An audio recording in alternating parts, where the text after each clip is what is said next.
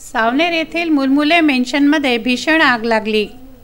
या आगीमध्ये bank of Baroda जळून भस्मसात झाली आहे।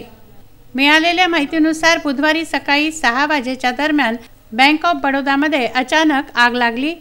आग लागल्यामुळे सायरन वाजला। बघता बघता आगीने रौद्र रूप धारण केलं। बँकेतील फर्निचर, दस्तऐवज सारेच आगीच्या भक्ष्यस्थानी पडले। ही आग इतकी भयानक होती की बँकेच्या बाहेरही आगीच्या ज्वाळा धडाडत होत्या। त्यामुळे आकाशात धुराचे लोट उठले। सावनेर पोलीस ठाण्याचे निरीक्षक अशोक कोळी आपल्या ताफ्यासह घटनास्थळी दाखल झाले। नगरसेवक निलेश पटे, माजी नगर उपाध्यक्ष विजय बसवार यांनी सावनेर, खापा, खापरखेडा येथून अग्निशामक दल बोलावलं।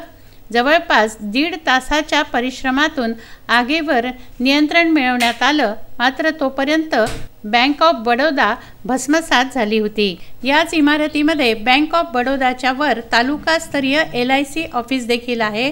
सुदैवाने हे ऑफिस आगीपासून बचावले, अन्यथा मोठी हानी झाली असती। ही आग कशी लागली याचा शोध पोलीस घेत आहेत। पियुष जेंजुवाडिया, विदर्भ न्यूज, सावनेर।